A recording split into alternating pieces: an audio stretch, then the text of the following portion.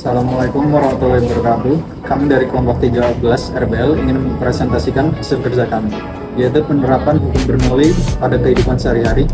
Dengan contohnya yaitu pompa air sederhana. Dengan anggota saya, M. Zulfauzi, dengan NIM 123380063 dari Prodi Desain Komunikasi Visual.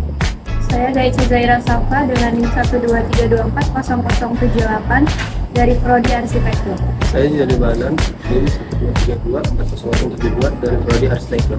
Saya Falsya Zaira Safwa dengan NIM 123390016 dari Prodi Arsitektur Lanskap. Saya Ilham Stama Putra dengan NIM 1233918 dari Prodi Arsitektur Lanskap. Hukum yang mendasar dalam fluida adalah hukum Bernoulli yang ditemukan oleh Daniel Bernoulli. Dia menyatakan bahwa jumlah dari tekanan, energi kinetik tiap volume, dan energi potensial tiap volume di setiap titik sepanjang aliran fluida adalah sama. Artinya saat fluida meningkat, tekanan fluida tersebut akan turun.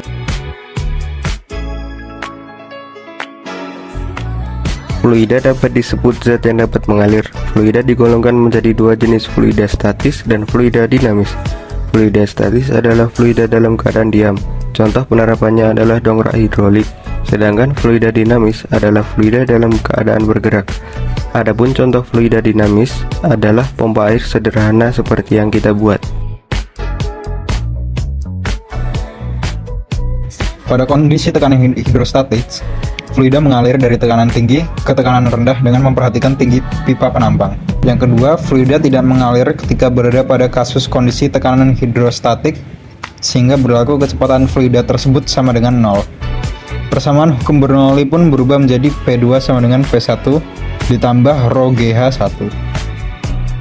Alat dan bahannya adalah yang pertama cutter, yang kedua botol bekas, yang ketiga gunting, yang keempat lem, yang kelima selang akuarium, dan yang keenam adalah korek.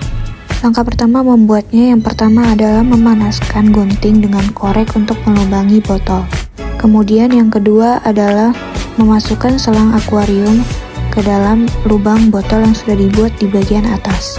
Setelah itu buatlah lubang yang sama yang berada di bagian bawahnya. Lalu masukkan selang kedua ke dalamnya dan dilem. Kemudian sediakan wadah lain lalu isikan dengan air. Begitu juga dengan botol bekas.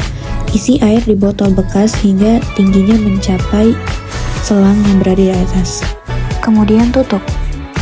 Lalu sambungkan selang bagian bawah ke dalam botol lainnya.